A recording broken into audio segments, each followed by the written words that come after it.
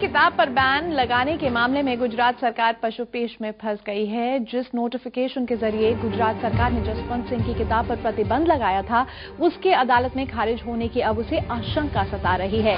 मोदी सरकार ने अदालत से दरख्वास्त की कि वो किताब पर नया नोटिफिकेशन पेश करना चाहती है, लेकिन अदालत ने इसकी इजाजत नहीं दी है। क्या है पूरा मामला, बात करने के लिए रुक करते हैं अहमदाबाद में मौजूद अपने सहयोगी जनक दवे से। जनक, अजीब सी पशुपेश की स्थिति में फंस गई है गुजरात सरकार। बिल्कुल कह सकते हैं अनुविका, काफी पशुपेश में फंसी हुई है। तभी राज्य सरकार को आज ये समझ में आया कि अगर इस नोटिफिकेशन के जरिए अगर आर्ग्यूमेंट की जाती है तो वो सिरे से खारिज हो जाएगी और जो फैसला है वो उनके खिलाफ चला जाएगा। और ऐसे में अगर किताब पर बैन हट जाता है तो राज्य सरकार के लिए मुश्किलें और ज्यादा बढ़ जाएगी। रादर कह सकते हैं कि उनके लिए एक एम्बैरेसिंग सिचुएशन हो जाएगी, जिसके चलते आज राज्य सरकार ने कोर्ट के आगे ये कहा कि वो एक नया नोटिफिकेशन लेकर आना चाहती है। हालांकि कोर्ट ने ये बिल्कुल साफ कर दिया कि आप नया नोटिफिकेशन भले ही लेकर आए, पर जो फैसला कोर्ट सुनाएगी वो ओल्ड जो पुराने नोटिफिकेशन है उसी को ध्यान में रखते हुए सुनाया जाएगा। क्योंकि जो PIL हुई है वो पुराने नोटिफिकेशन के सामने हुई है। ऐसे में सरकार बिल्कुल पशुपेश में दिखती है और वहीं हाईकोर्ट ने अपना इस मामले में जो फैसला है वो सुरक्षित रखा है। अनुरूपिका, और साथ ही जनक ये भी जानना चाहेंगे कि पुराने नोटिफिकेशन के कंपैरिजन में नए नोटिफिकेशन में क्या बदलाव करना चाहती है सरकार, इस बारे में क्या जानकारी?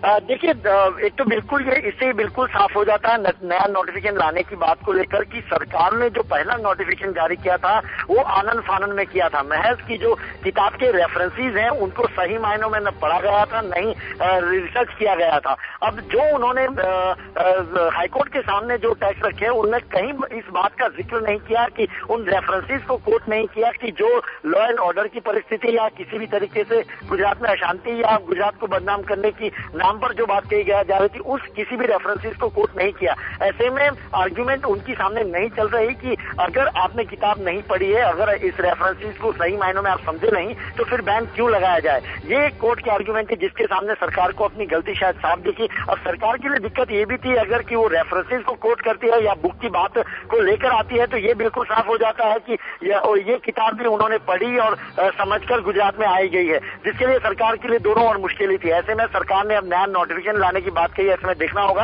कि सरकार नए नोटिफिकेशन में किस बातों का जिक्र करती है।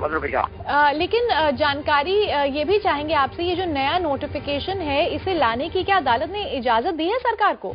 देखिए, मैंने पहले ही कहा कि कोर्ट ने ये बिल्कुल साफ कर दिया कि आपको नया नोटिफिकेशन लाना हो तो लाइए, पर जो फैसला हाईकोर्ट सुनाएगी वो पुराने नोटिफिकेशन पर होगा। इसके चलते सरकार की ये बात जरूर थी कि वो नया नोटिफिकेशन लाना चाहती है। वो अब सरकार पर निर्भर है कि नया नोटिफिकेशन कब और किस तरीके से लाए। पर हाईकोर्ट ने अपना रुख बिल्कुल ये साफ कर दिया कि उनका जो फैसला होगा वो पुराने नोटिफिकेशन पर होगा और वो फिलहाल अभी हाईकोर्ट ने इसे अपने फैसले को सुरक्षित रखा है।